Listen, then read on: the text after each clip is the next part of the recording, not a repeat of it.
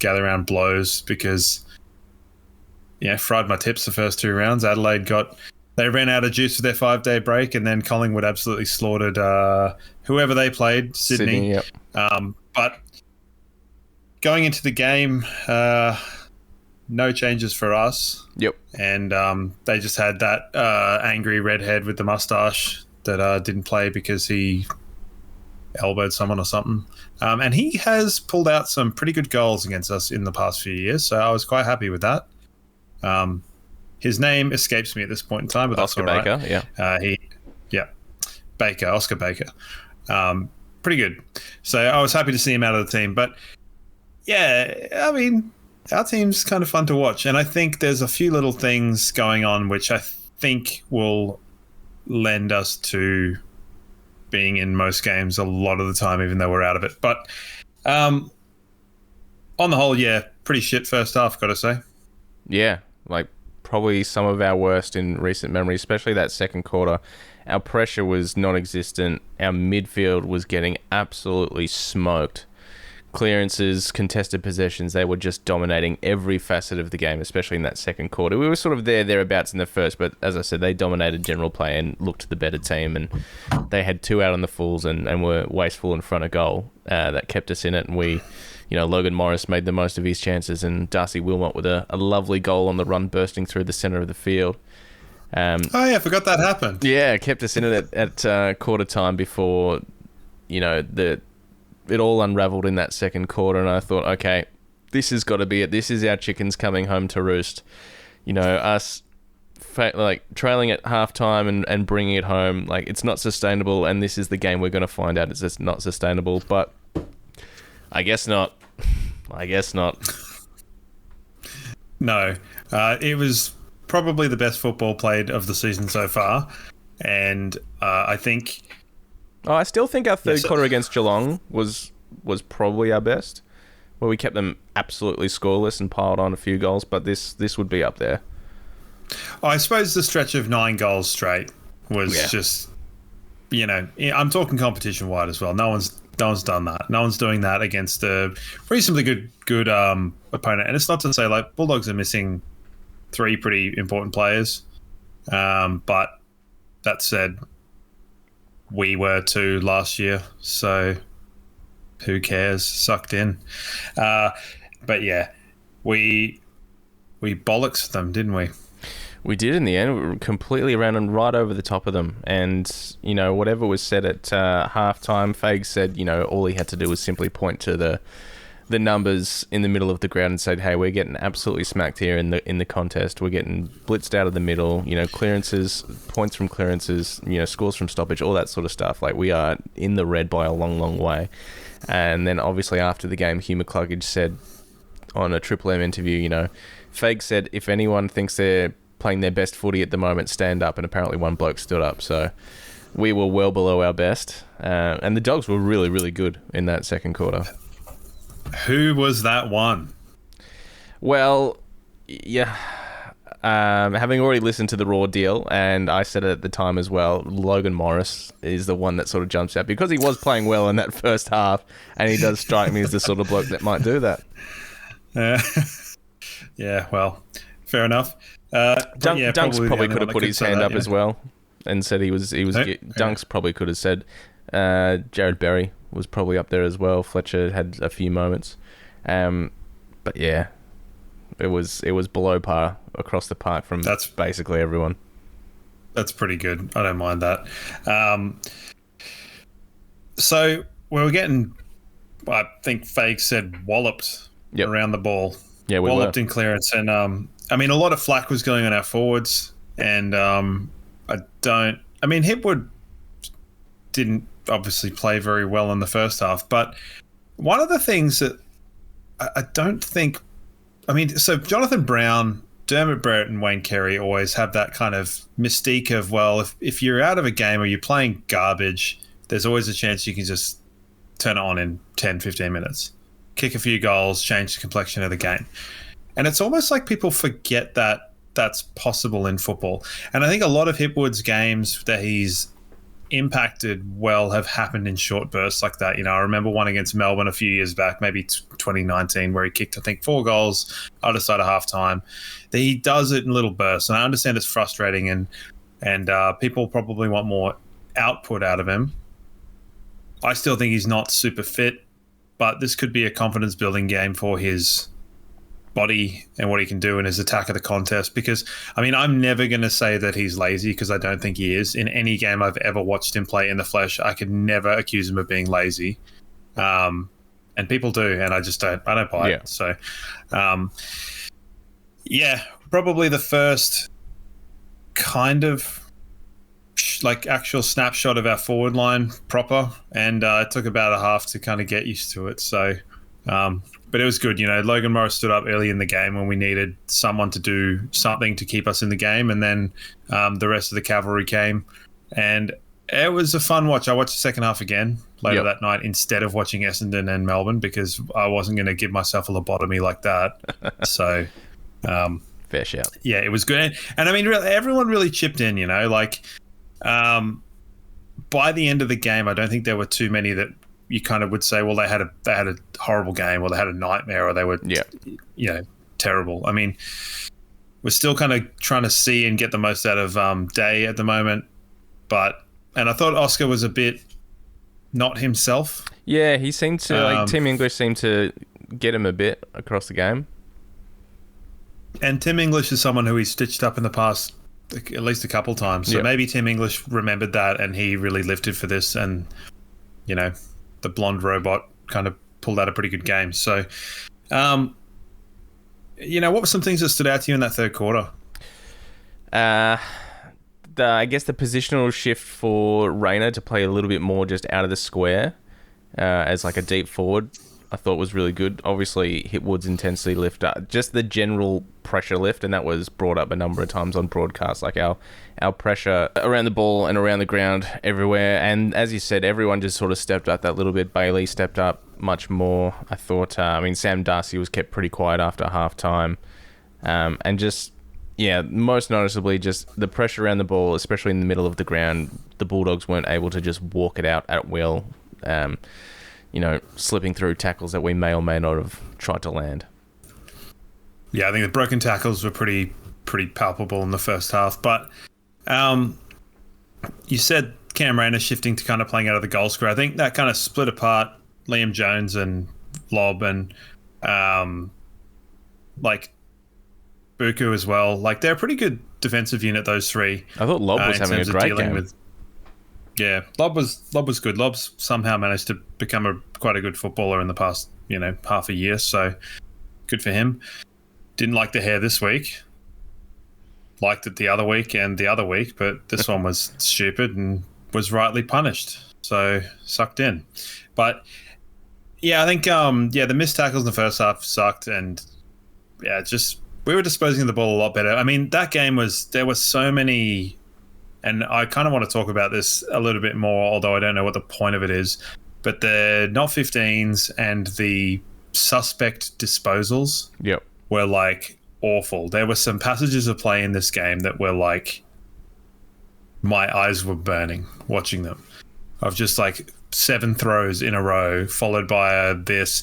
And if they don't fix this, particularly the holding the ball rule, it's not that hard. I really don't think it is that hard to fix.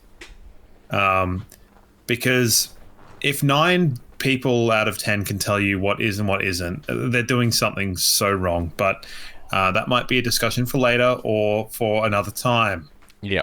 So I hear what you're saying. And I think Kane Corns brought it up on the AFL website as well about the incorrect disposals, and he used our game as the prime example. But the non-15 calls, there were heaps of them.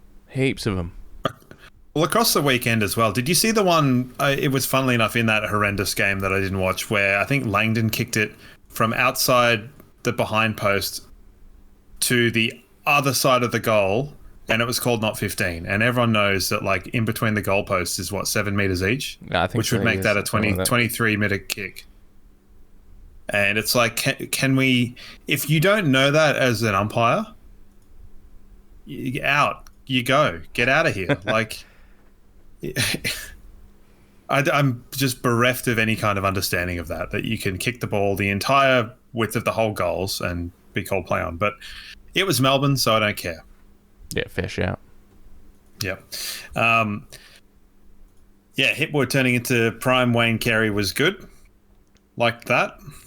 It was funny because about 5 minutes into the third, I think the Bulldogs had just kicked their 2 to get 39 in front. I was thinking, all right, we probably need to pull the trigger on the sub here, get Will McLaughlin into the game, see if we can change things up a little bit. I'm thinking it's either going to be Charlie Cameron or Eric Hipwood, because obviously Eric Hipwood's done FA to this point, and Charlie Cameron has sprayed some set shots on goal right after you said he was back on the set shot. Didn't he absolutely mung those two? Jeez. I think one of them I was in the bathroom for, and I heard it, and I was glad I didn't see it. So yeah, about that. No sooner did I think that than Eric kept his first one. I was like, oh well, he's in the game now, but that might just be it for him. And I'm glad that that call wasn't made, and Bruce ended up being the guy subbed off in the end. Yeah, Bruce is an interesting one with the sub and just his kind of lack of effectiveness. I mean, he had the bun this week, and to me, bun reveal is the least one I like. He seems to be the most timid, as a librarian would be. Bring back the pony. There was a funny moment. So I was sitting watching the game at home, obviously, and so Bailey kicked that kind of bullshit one from the pocket, and then Hipwood took that kind of, I think he took like contested mark, the chest mark. Yep. And after he did that, I said, like, we need like Rayner to do something. Like, if Rayner scores a goal or does something, we'll win. And he took that mark against Liam Jones and kicked the goal. Now, I know that I can't prove that, but I said it, and it was good, and it exactly worked. And I think when we got within a goal at three-quarter time, there's just such faith in this team that we're gonna be able to run over the top of them. Yeah, and they must obviously know that too. Yeah. It's if we're close, it's not even like the Collingwood one from a couple of years ago, where like if they're close, they'll come over the top of you in a close one. It's like we'll come over the top, and then we'll throw you out of the car and drive off. Yeah. The doggies kicked a couple of late ones, and then the kind of, that one at the end that didn't matter, but they were getting nowhere near us, like, really. And it's just the team are so, having watched a lot of football at the start of this year and continuously, our team is so skilled in terms of foot skills and hand skills that it doesn't really matter who has the ball ever. Stuff's going to happen. Like, it's going to happen. And that's where the pressure and the effort and stuff can be like, if that's not there, then we're in trouble, because that needs to be there to allow anyone to get the ball and do something, because they do it and it results in a goal. It's amazing, because some of the other teams are like, all right, well, if we give it to this specific dude at this time, we might have a kick inside 50 that might lead to a goal. And with us, it's like, just give it to anyone, and we'll kick a goal somehow. It'll happen. And I love it. It's so good. It's so nice having like just an unbelievably skilled team. Yeah. It's certainly very, very handy to have and I guess that's that's been the point of a lot of the media guys over the last few years. Is just there's too much talent on the list, and now it's all sort of seems to be clicking, but in a very weird way. I still don't believe that going about this in the way that we have been. I mean, it's obviously not by design. I'm surely thinking they're not sitting there going, "Oh yeah, let's let them get 5 goals in front, and then we'll switch on." Like it can't be sustainable long term. No, but I think it's sustainable in the short term.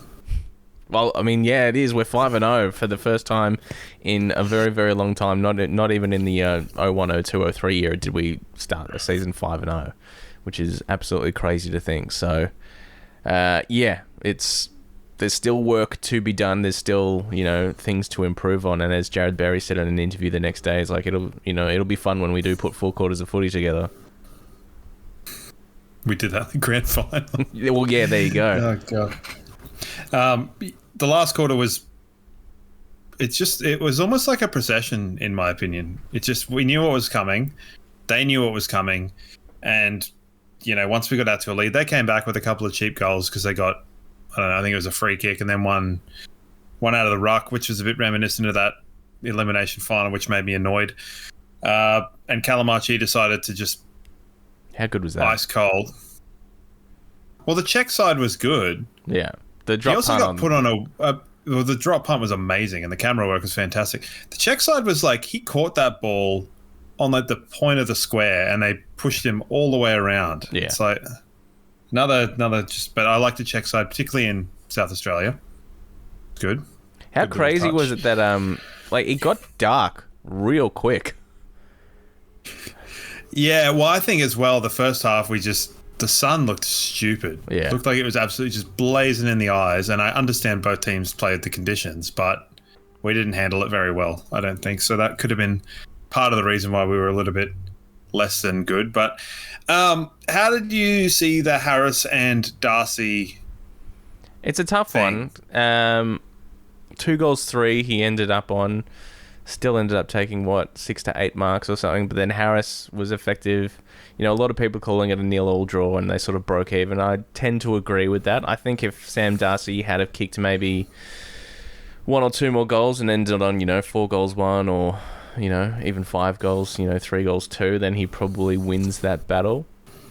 I thought both had really good moments across the day and both had moments they wish they would probably do differently. But yeah, I think it was a great battle and I really hope we see it again. I felt for sure that they would put Jack Payne on Sam Darcy and try and free Harris Andrews up. But Jack Payne, that matchup with Norton was looking a little bit ominous in that first half, but Jack Payne's second half was, much like the rest of the team, was huge.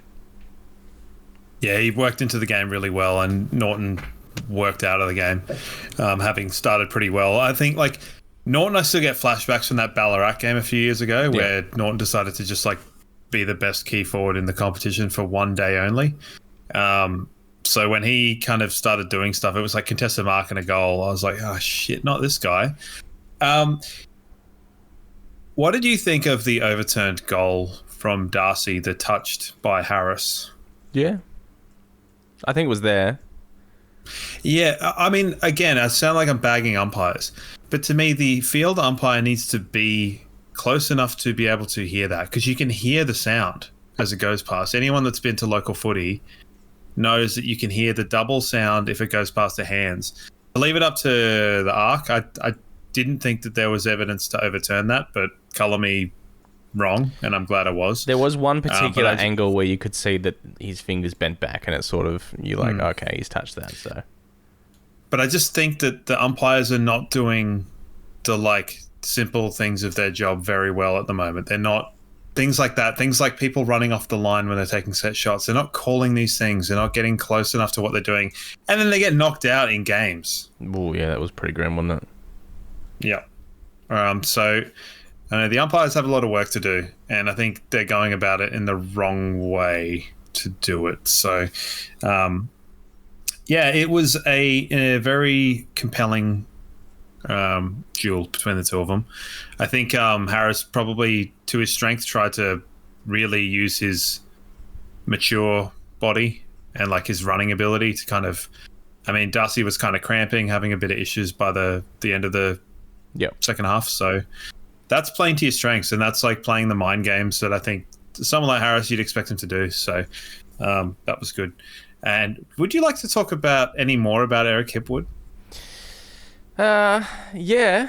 As you said that you had flashbacks of Aaron Norton, there would be Doggies fans going, what the hell is it about us and Eric Hipwood saving bags of goals for us? Because he kicked 6 last time we played them, and now he's put on 5.5 a footy.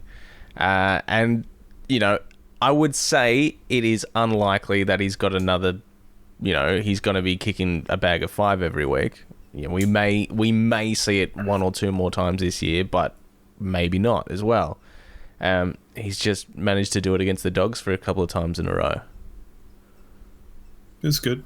Yeah, I mean, obviously fantastic, and I really hope it does him the world of good in terms of confidence, because he is the whipping boy for a lot of fans. And, the socials, especially at halftime, were blowing up with people venting frustrations, of course, and a lot of people immediately go to Sam Day and Eric Hipwood, as they did about Joey and Hipwood, and it's, rinse and repeat. And then he obviously just really stepped up. Yeah, I think it's easier to do that when you've got the ball coming in, though. So Yeah. But it was a highlight reel from him, and I couldn't be more happy for that weird guy. And the big hanger as well on the wing, fantastic, absolutely fantastic. Over the top of lob. I'm sure we'll get shafted again on the agenda setters for the mark of the round.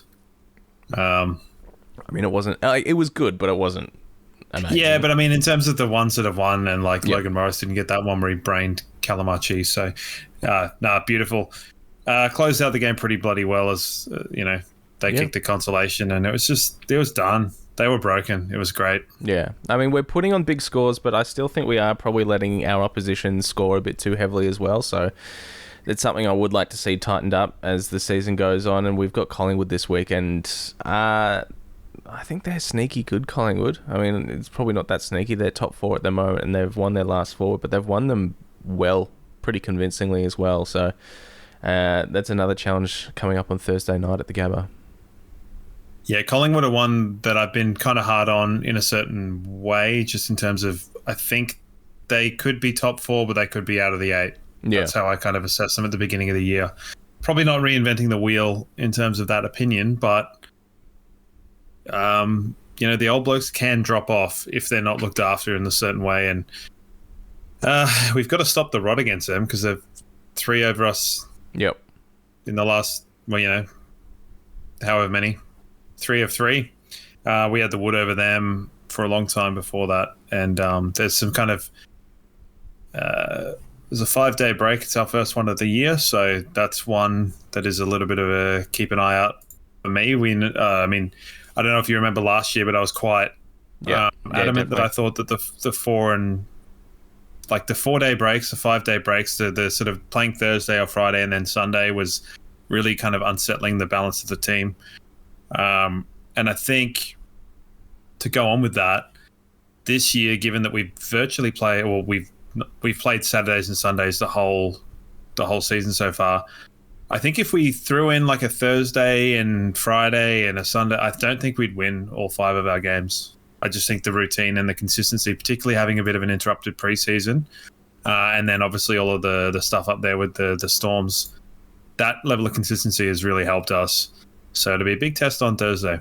And yeah, it helped us in the back end of last year as well, because, as you spoke about, and we will touch on a little bit later because we have got a question come through from Ziggy about this one. That's the back half of last year, we were sort of graveyard shifts. Yeah, those Saturday, Sunday games, Thursdays, Fridays, out of the question, and, rarely any even Saturday night games as well. So, and that's when we won 9 in a row. So I would imagine, if we start getting a little bit freaky with the fixture, it might sort of alter how we go. Collingwood, the extra day preparation, but they've also got an extra travel as well. So it does, I would imagine it evens out a little bit. Yeah. They're probably not used to traveling twice in 2 weeks. I wouldn't have thought that would happen to them very, very rarely. So, and I'm sure they're obviously massive fans of it happening to them now. So that's something to consider for them. So, even-ish. Did you see that there was like the annual random GWS player that's played 20 games? Like, it happens every year. It's like, so-and-so's played 25 games and he's played at more venues than Scott Pendlebury. Yeah. It's like, Harvey Thomas maybe? Yeah, I did see that. That's crazy, man. Unbelievable.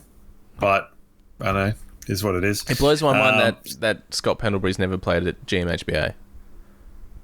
Really? Yeah. Yeah, well, I think there's going to be a few trivia kind of questions about that. Yeah. Side-eyed ones. So, Scott where has he not played? It's like he certainly hasn't played at Manuka Oval. Yep. So. All right. Oh, dear. Let's get into some votes for Hop On Brewery Tours. Book yourself a half for a full-day tour right now at hoponbrewerytours.com.au. Tough one for votes this week. And I am going to apologise to Mr. Eric Hipwood, who has missed out after a 5-goal half a footy. I thought Hugh McCluggage was far and away the best on ground across all 4 quarters. I've given 2 to Logan Morris, the other key forward, because I thought he stood up when others didn't in the first half and kept us in it and finished with a bag of 4 himself. And Jared Berry, the 1 vote for me. He had a great game. Yeah, pretty good. I'll give Logan the 1, McCluggage the 2, and Hipwood gets my fucking 3. Yeah, fair enough. Obviously.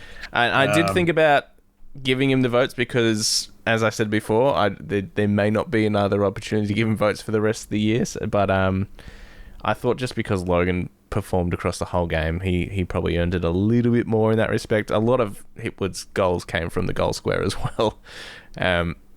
And yeah, McCluggage was best, and he's now leading the coaches' votes after the first 5 rounds, and would definitely be leading our best and fairest, I would have thought, as well.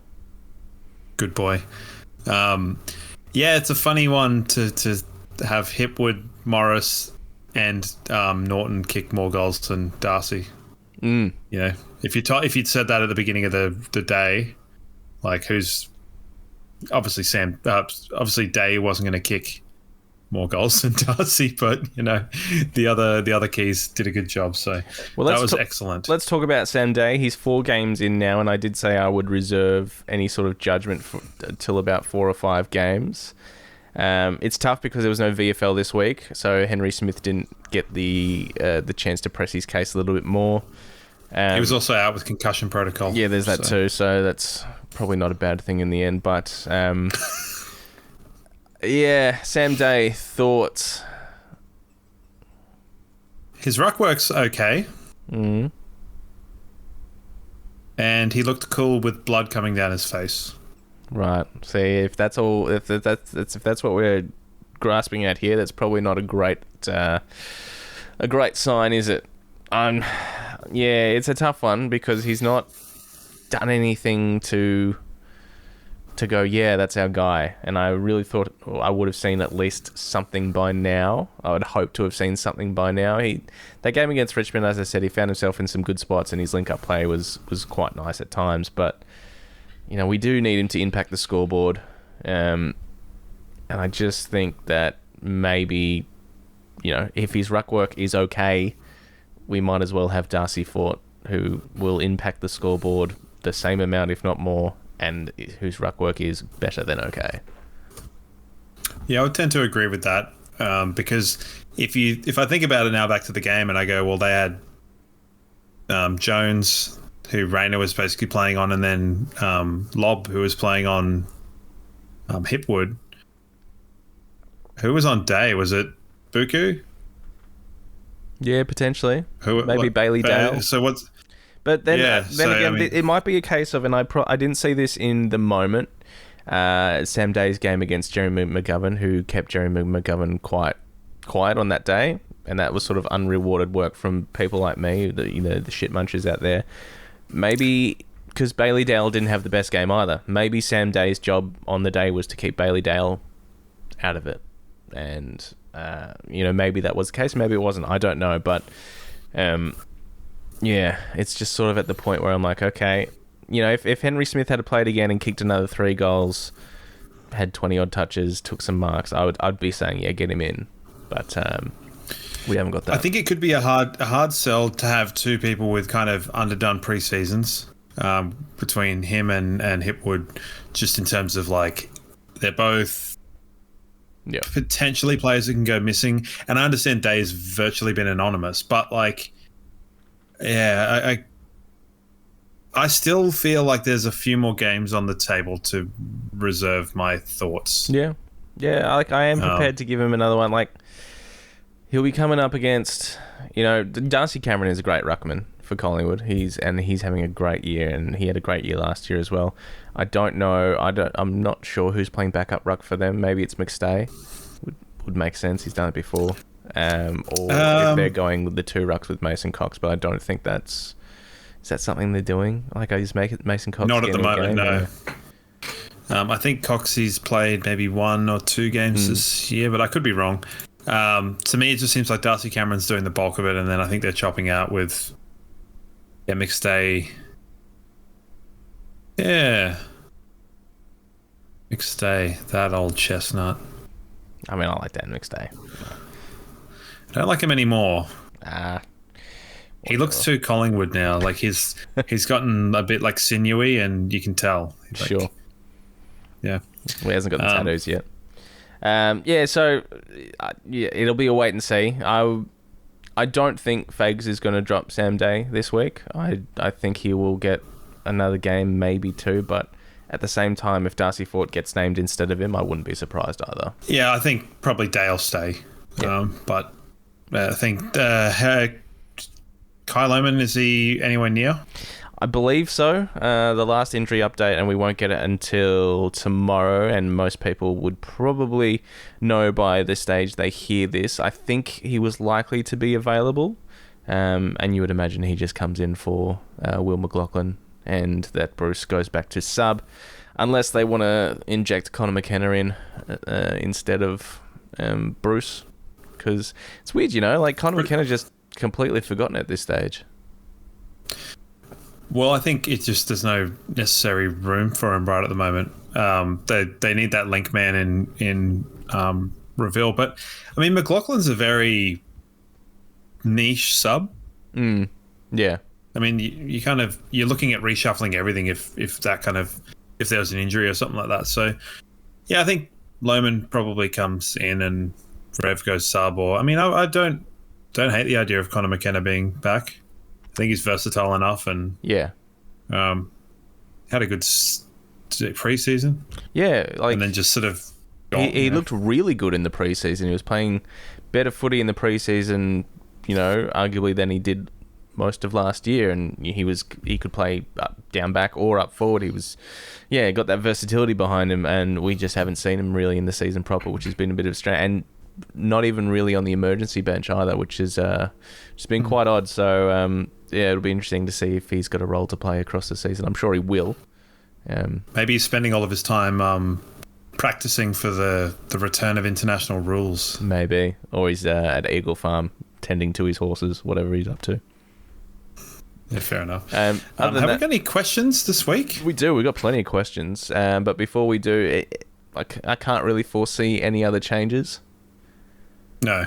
We do have... there was a bit of an update on Brandon Starcevich. So Chris Fagan said we're looking at maybe 6 to 8 weeks before we see Starce again. And that was simply due to a lack of activity. He spent a month on the couch, barely, didn't rock into the club all that much, did a little bit of running, but it just basically rested for a month, which is not a bad thing at all.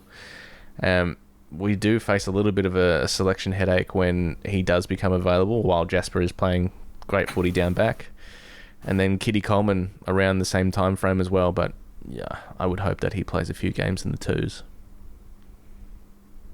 Yeah, selection will get to that when that's an issue. But I mean, my knee-jerk reaction is probably that with Fletcher doing quite a good job down back. I mean, I don't hate Fletcher as a winger. I have a big soft spot for people that play wing and do it well, which is why I liked Jackson Pryor more when he played as a winger than when he played as a half backman. I don't think that lent itself to his skill set, whereas Fletcher is like a duck in water everywhere he goes. So I think that unfortunately, like the Noz might be the one to go out for Starcevich when Starcevich comes out with Fletcher holding a spot. But that's one for the future. So possibly, yeah. I don't have to deal with that because I'm not on the selection panel. So cool. No, but we do like to play God every week on the show here when it comes to selection. It is going to be one to watch out for because you can't move Zorko. Like, you cannot move Zorko now. No, not at the moment. Kadeen Coleman, that could just be a rotate, and it could be the sort of thing to take a bit of load off of Zorko at the moment. But yeah, it was the round was one for the old blokes, hey? Yeah, very much so. We had Dangerfield was really good. Side bottom was really good. Zorko, Gunston kicked 6. Yeah, what a dumb round of football. Gunston. What a time that was. All right, let's get into some questions. Thanks to Crisp Communications, crispcoms.co, or you can always get your free Brisbane Lions Fancast sticker thanks to Abby and the team at Crisp Communications through our website at brisbanelionsfancast.com.au. First one is an audio one. It comes from Ben. Good evening, fellas. Just finished watching the Doggies game. Good win. Now we're kind of pretty much sort of 25% of the way through the season, and if Zach Bailey keeps up his form, surely he's a walk-in for the All-Australian team. You know, not really any other small forward in the comp is really sort of taking a grasp on that spot at the moment. You could argue Jack Higgins potentially, but he's a little bit annoying. Zach Bailey, give it to him. Keep it up. Thoughts, Zach Bailey, as a small forward All-Australian squad, if not 22 team member at this stage. He's definitely had a good start to the year. Well, he's got one thing right. Jack Higgins is annoying. Yeah, I can't stand Jack Higgins. But he's playing good footy as well. Well, he didn't play good footy on the weekend, so... no, I think this form has been kind of threatening for a long time, and I don't know whether Zach Bailey's kind of got his body right or he's making better decisions. Yep. And it was good to see years and years of trying with the fend all culminate in that fend and then dish to the goal square. So good for him. I think it would be probably pretty hard to argue. I mean, Toby Green's still there or thereabouts. He's dropped off a little bit since he was All-Australian. Kicked 5 goals on the weekend. Yeah. So, you know, and they always look for those kind of big performances rather than like a super consistent thing, which seems to be kind of annoying. But I mean, All-Australian is, if you'd asked me, would Harris Andrews be in there the last 5 years? I probably would have said yes. Yeah, so, true. You can never know, but I mean, Zach Bailey's playing good football, and if we're the beneficiary of that, that's the most important thing. All right, next one. Can I just jut in here before you go on to any more? Are there any questions? Because I dealt with a bit of heat after last week's episode. Did you? Yeah. About my my vocalization of not really liking Hutto as a commentator. Yeah, and rightly so. Yeah, fair enough. And now I want to provide some context to that. Okay, all right. Yeah, righto. Well, it's more just like I feel like Hutto tries to commentate the moment more than the game. You know, he's trying to be that soundbite, and I that's just kind of, it irritates me a little bit. Sure. Well, you do need that. No, you don't. Okay. I don't think you do. You don't need miracle on grasses. You don't need hippie Yes, shakes. you do. You don't need hippie shakes. No, you don't. But that's got Dwayne Russell written all over it. Dwayne Russell is the worst at that. Yeah. And I got to say, having had Howie commentate the last few weeks, he's growing on me a bit more. Yeah. But then again, it's annoying when they miss moments as well. Like Levi Ashcroft kicking that belter of a goal, like his first goal a couple of weeks ago, the commentary was really flat on that. Yeah. I remember a few years ago, Charlie Cameron took an absolute hanger in the forward 50 against Hawthorn, and like Brian Taylor, who's captain, going over the top was really flat, and it made the moment shit. Yeah, I think I think the thing with me is there's enthusiasm for the moment, and then there's saying things that don't really work for the moment. And it's probably because I'm old-fashioned, but it's why I like, and someone put in the Discord this week, they said, what's your favorite moment of, you know, commentary or whatever from the final series? And mine by a country mile is when Rayner kicked the goal against Geelong, but with the 3AW commentary, because it's pure commentary of what the moment is with enthusiasm, without blowing it way out of proportion, which I don't think anyone else did in that moment, funnily enough. But that moment was a great moment for a lot of different commentary teams. But I'm a little bit old-fashioned with it. I like enthusiasm whilst calling the game, and I think Hutto can get a little bit lost.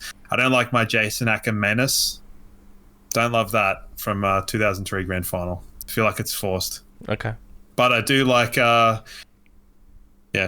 didn't mind BT when Rayner kicked that left foot goal and stumbling over left foot kick from 50, left foot kick from 50. That is fantastic because he's losing his shit so bad he can't string his words together. So, What about I don't know. the infamous BT on Triple M 2016 Grand Final when Boyd kicks the goal out of the centre square?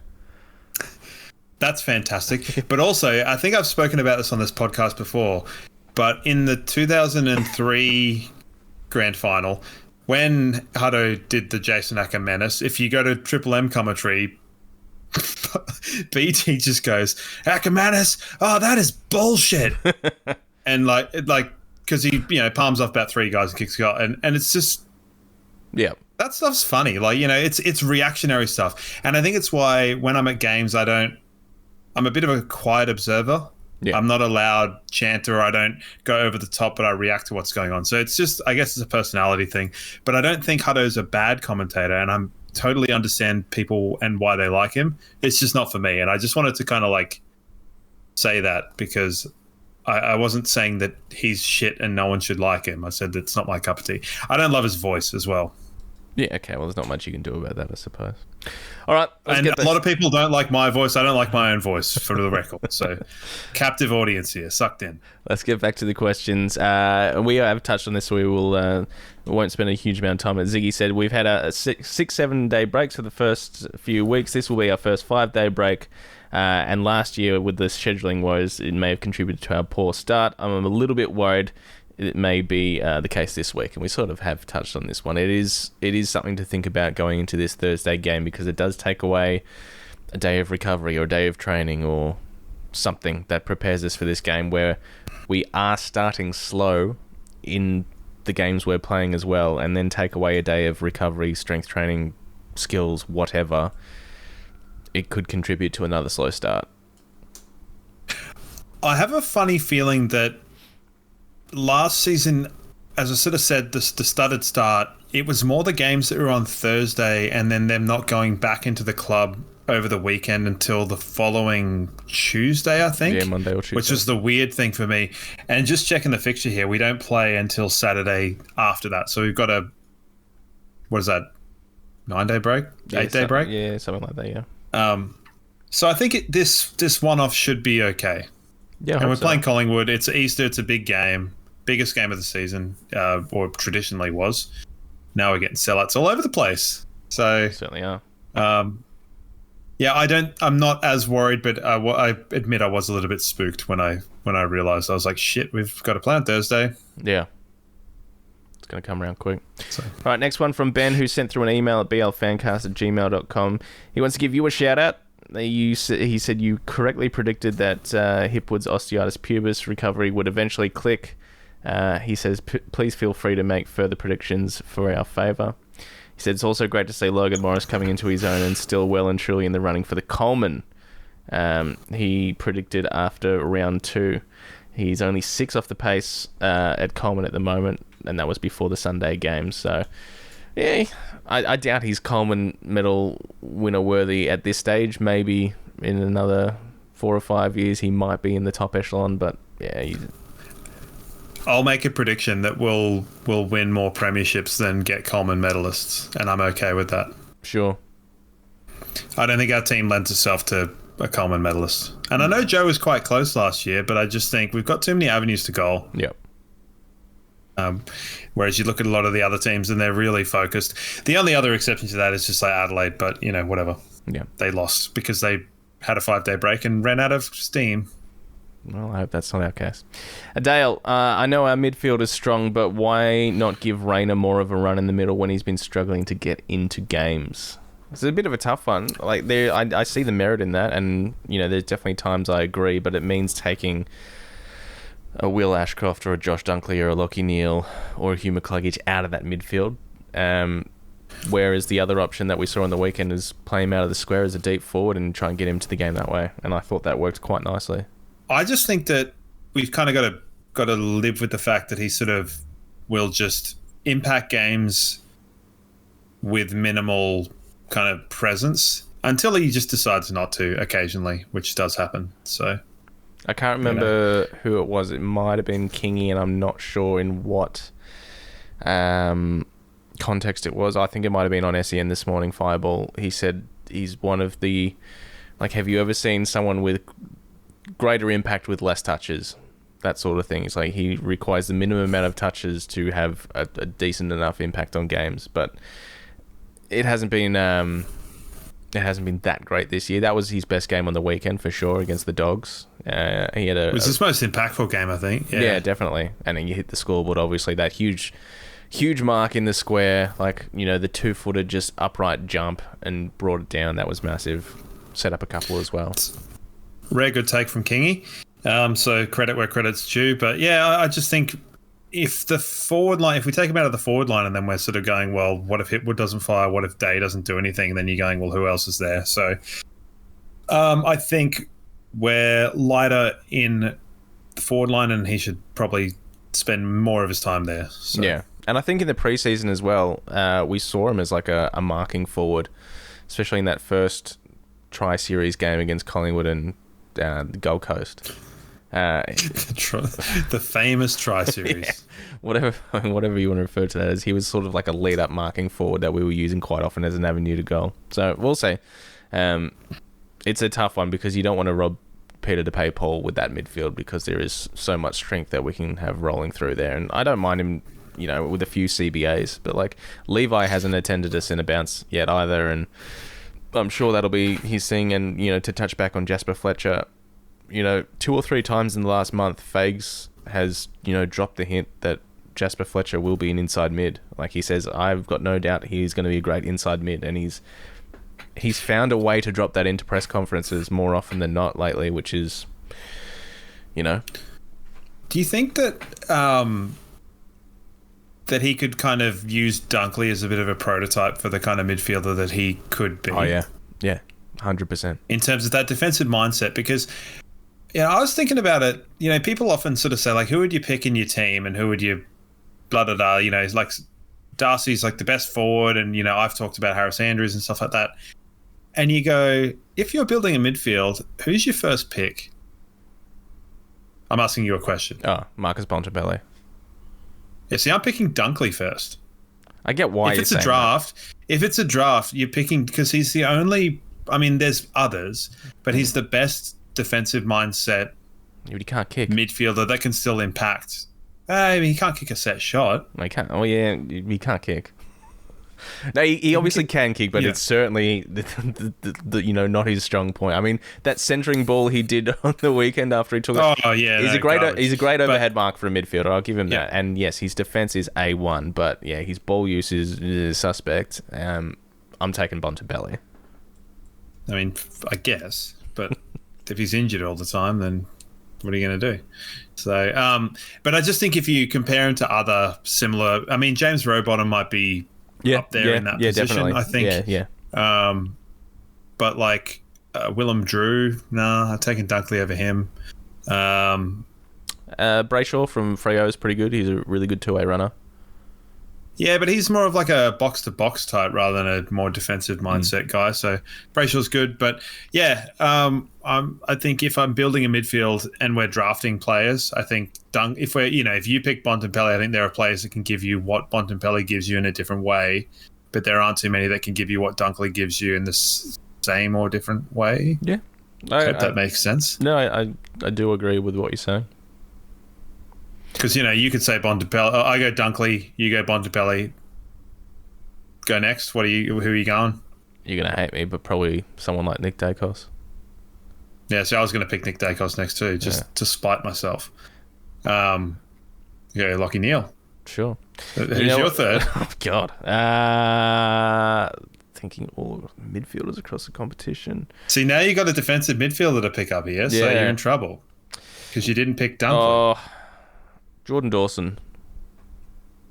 Okay, well, I'll go Will Ashcroft, and we've now have found out who the true fan is. So, I absolutely worked you there. Next question. Yes, this one's from Giuseppe. Hipwood had an immaculate second half. The difference between his best and worst performances are huge. Do you think it's mental, physical, and how does he bridge the gap? It's a tough one. I think it is physical at the moment. Yeah. There would be a bit of mental there as well. I think it's been physical for quite a lot of time. Yeah. Because let's not forget, and I know it's a long time ago, but he did come back from that ACL. and he fits in spurts, and he has struggled a little bit with injury here and there. I think he's the kind of guy that it'd be very hard to get him not to play. You know how you get some of those players that will, the Max Kings of the world that have a slight pain in the middle finger or and they're out. Yep. Hipwood you wouldn't be able to get him to not play if he was there. And I don't think it's a confidence thing because he always tries to do like ballsy things regardless of what point of, match fitness or whatever. So I think it's purely a body thing. Yeah.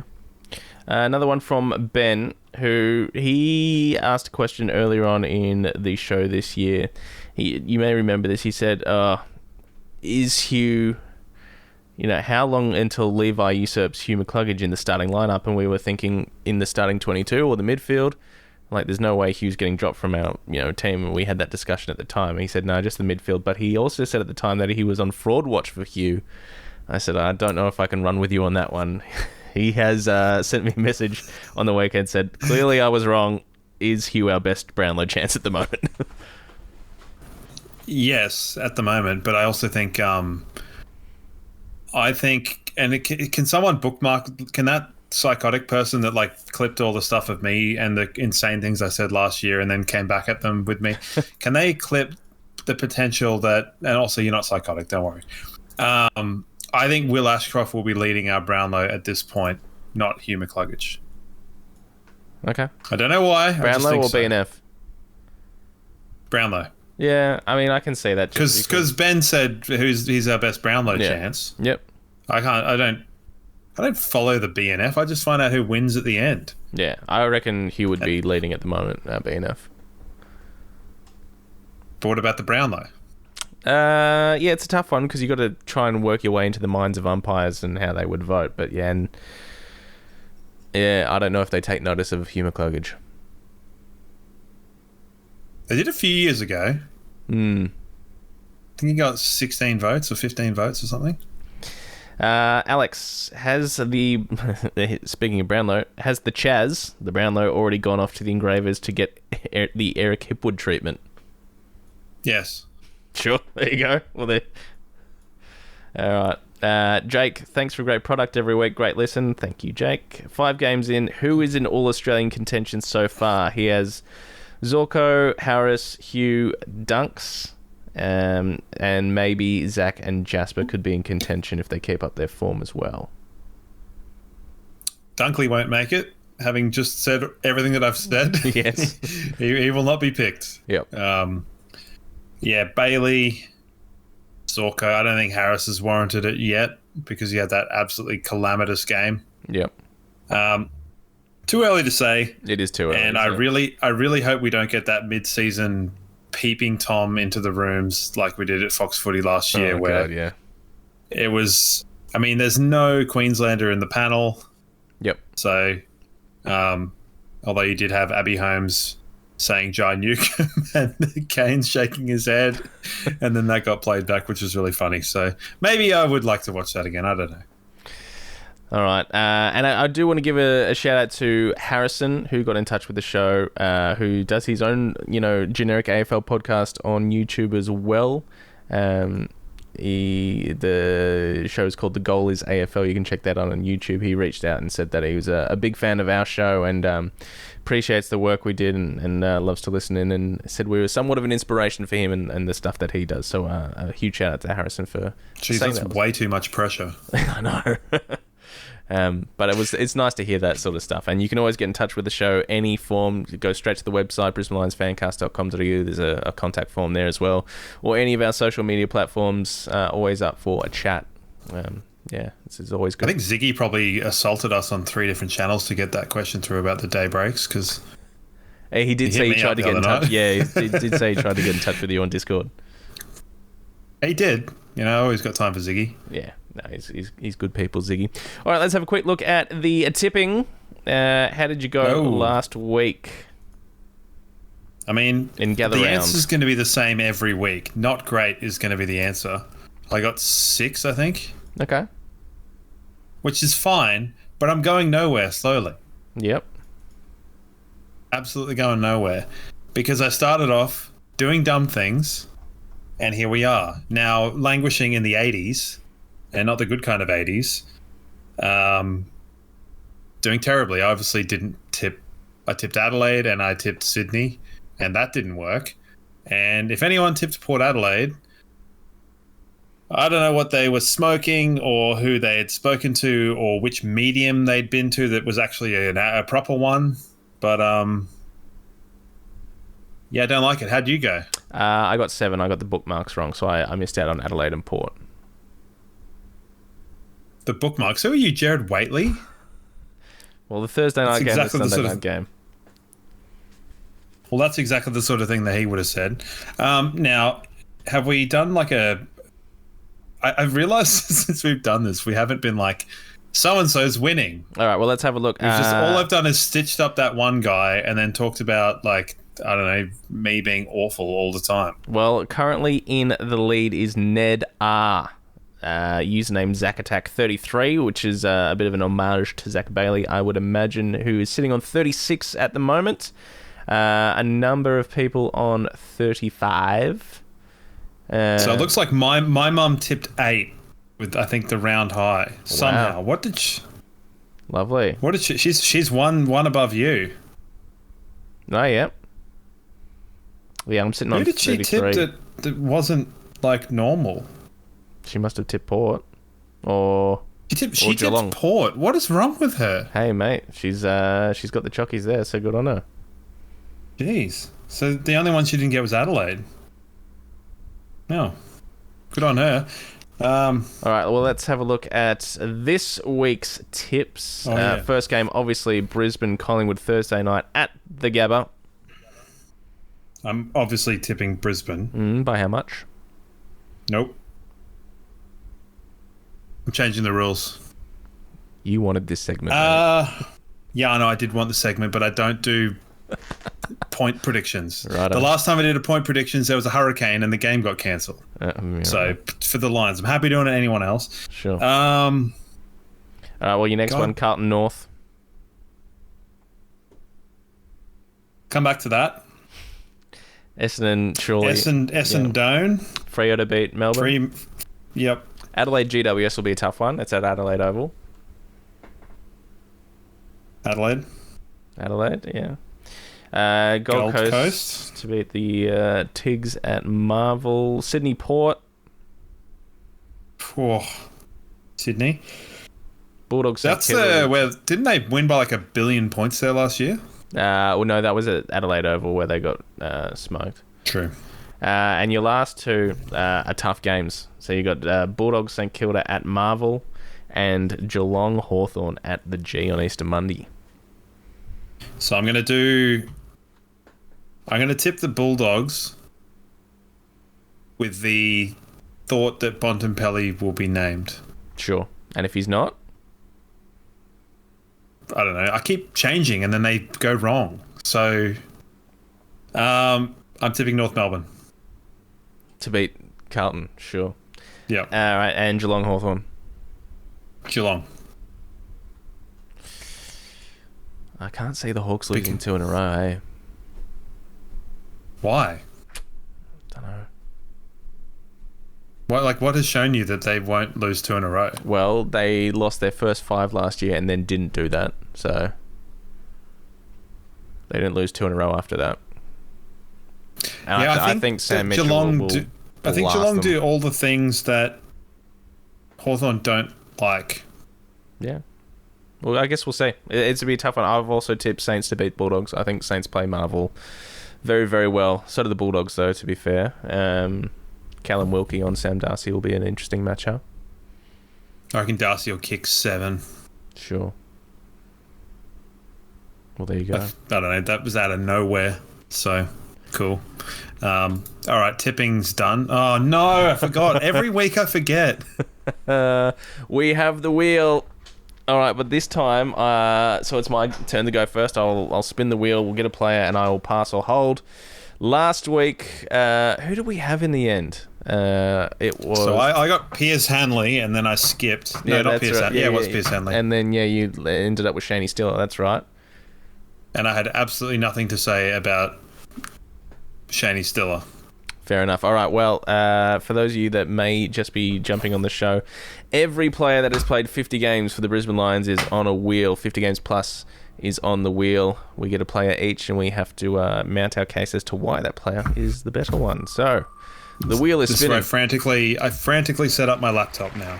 Matthew Clark. Do I want Matthew Clark? Do I want to pass or hold with Matthew Clark? I think I'm going to pass on Matthew Clark. Shit. AFLW head coach Matthew Clark. So you are stuck with Matthew Clark, and I have to try and mount the case for Mr. Fried Rice himself, Mr. Darcy Wilmot, the Premiership player. That's not a bad little guess there. Darcy Wilmot. When would he have played his 50th game? Would have been fairly recently, I suppose. Gotta be. I don't know. Matthew Clark is, funnily enough, a player that I remember. Yeah, he was. But he was a skinhead, wasn't he? No. No. No, you might be thinking. I'm thinking Kennedy. of Kennedy. Yeah.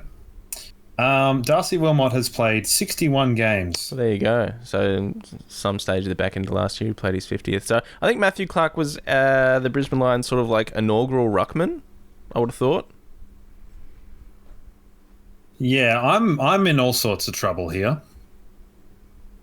So I think you should talk about Darcy Wilmot first, who you said would be the man you would most like your mum to marry last year. So I'm just going to give you that one. I'm not sure I did say that. Did I? No, say you did. That? Yeah, you did. You said you seemed like a nice guy, and you liked his rugged bed hair. Yeah. Okay. That vaguely sounds familiar, but upon hearing it, I regret it. It doesn't seem like something you'd say, but you said it. So. Yeah. Is this one of those things where you had a gun to my head, like you were telling me to pick Nick Dacos just before? Well, obviously, as we know, Darcy Wilmot, fan favourite, one of the great blokes, came onto the scene nice and early before he'd even played a game with his infamous Pepsi Max draft interview. Made his impact immediately in the 2022 series, the final series, debuted against Richmond, kicked a goal, went off his head, then played Melbourne, stayed for about an hour after the game, high-fiving every single person left in the MCG, and has just been an absolute mainstay in our back six since. I don't think he's bloody missed a game.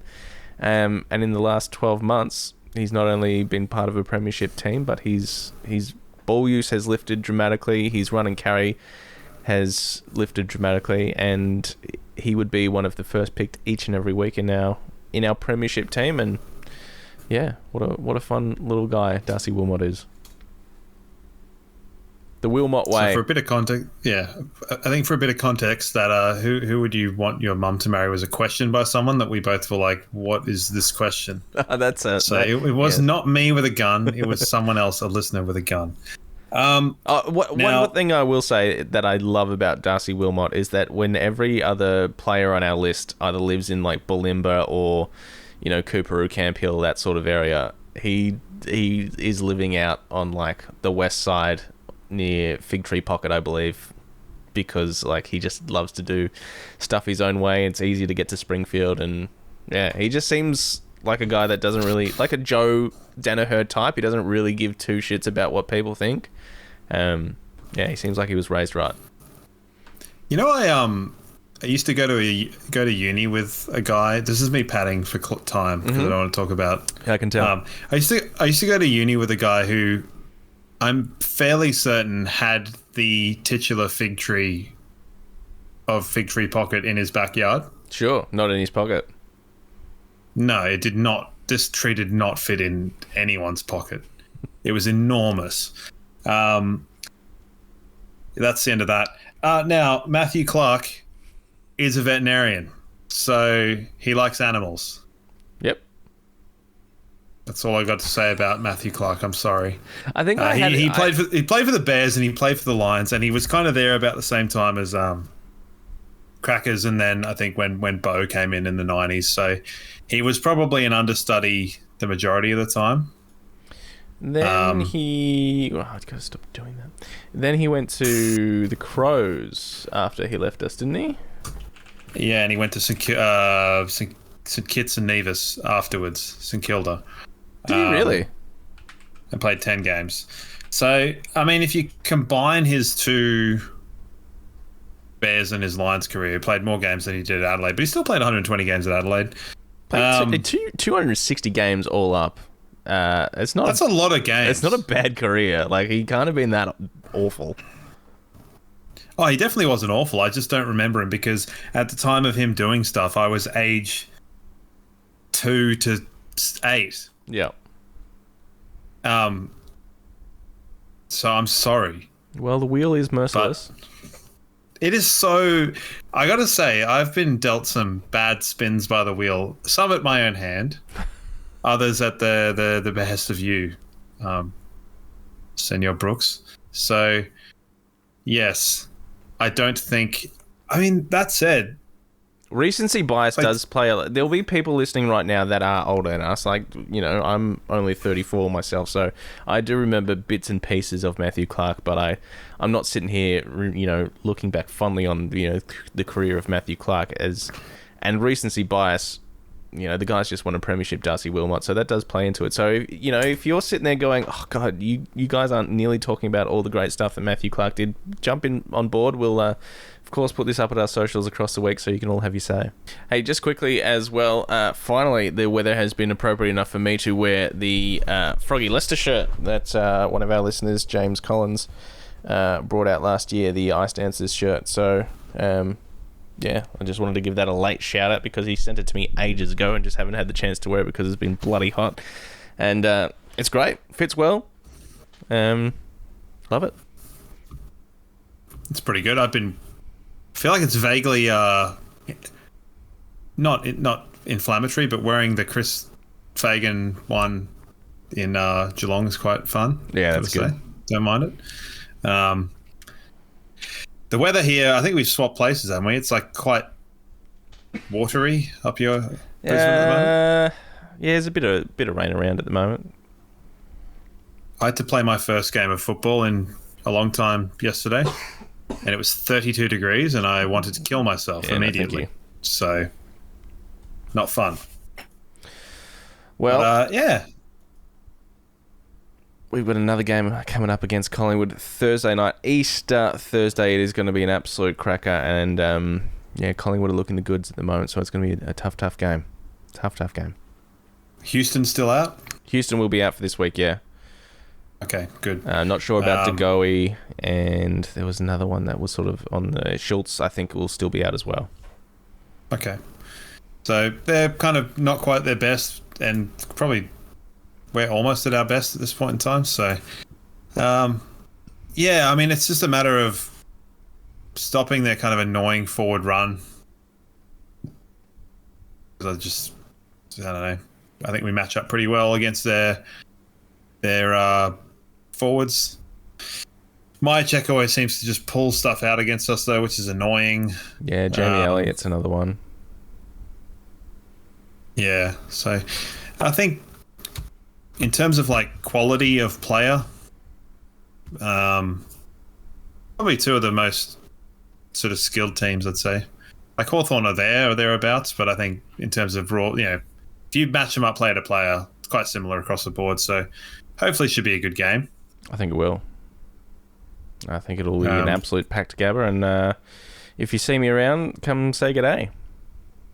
Make it hostile, boys. Yeah. There'll be plenty of Collingwood fans there. There always are.